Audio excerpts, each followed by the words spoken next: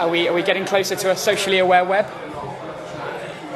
Yes and no. I mean, I have to say, I find myself sort of underwhelmed by open social and by what's happening on Facebook. The kind of social apps that are being built are, at bottom, they're stupid apps, and they don't let me as the user be in control of my social network. You think about, you add all these people. It's undifferentiated, and yeah, there's a little bit of control, but not really. What I want is a super sort of address book console that lets me say, okay, here are all the people I know, that automatically picks up information about them. There's a lot of great ideas, for example, on Facebook. I love the idea of the mini feed, but I want to be able to say, yeah, this person I know really well, but I don't need to follow them because I know them, right? This person I don't know, but I really want to follow them because I think they're really interesting. Right, and there's all these ideas that are sort of glommed together that need to be teased apart, and they need to be put much more under the user's control. I think the thing that bothers me most about all of the social platforms is that they're really attempts to capture the user for the benefit of the platform rather than to serve the user. So isn't self-interest in this market across all the major players, all the way from Google down to telecoms companies, isn't that working against the socially aware web or the social web? Oh, absolutely, and I think that's part of the problem. In the early days of what we're now calling Web 2.0, people were doing things because they were cool, and what the hell, and now there's big money at stake, and so people are making decisions that are really user hostile in a certain way. So is the market then not perhaps maybe moving a little bit too slowly? I mean, we talk about user-generated content, but as you've pointed out on a number of occasions, the data is already available. Yeah. So is the market perhaps too slow for what's going on? No, I just think that I think there'll be some breakthroughs. I mean, there are companies, like I'm really a big fan of Zobni, for example, because they're basically saying, okay, here's this communication tool you're using, email, and we're going to make a social network out of that.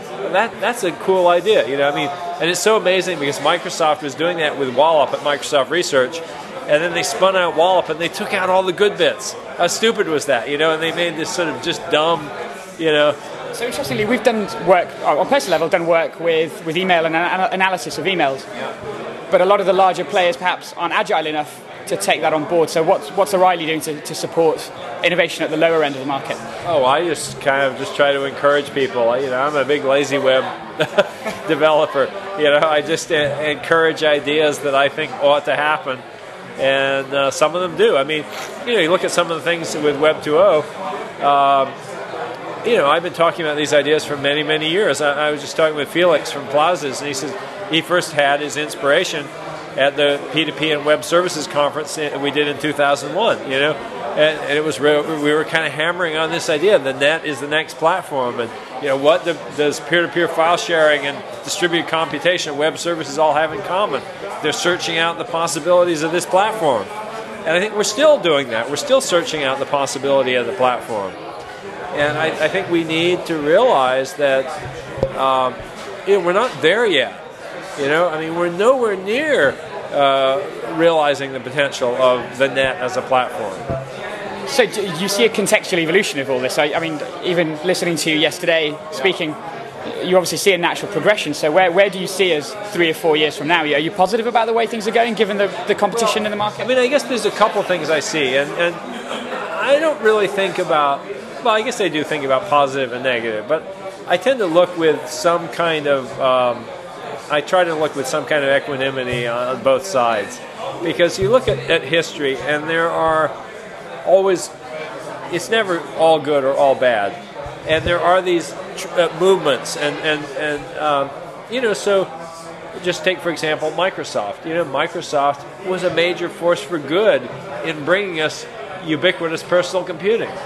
And it was a major force for, eventually, a major force for, for stagnation in the computer industry as they took too much control of what they helped to create.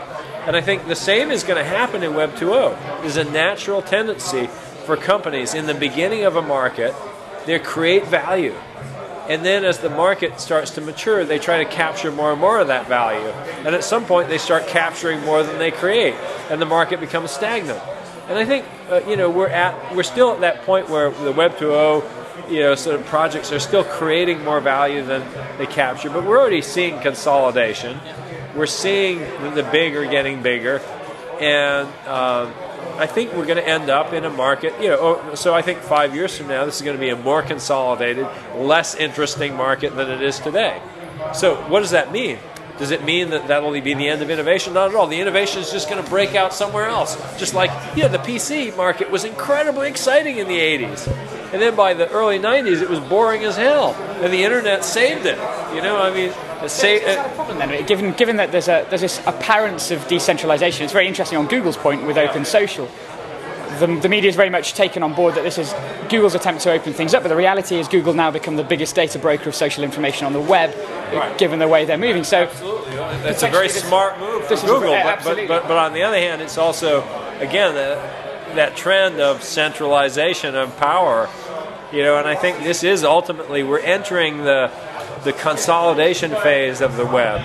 Where companies have figured out the rules, and the companies that play the game best are going to be the winners. So, we saw this with the PC. Bill Gates understood better what were the knobs and levers on the control panel than anybody else, and he used those knobs and levers to control his way to dominance. And I think it's not clear yet whether Google will really be the winner, but they're certainly doing a lot of the right things.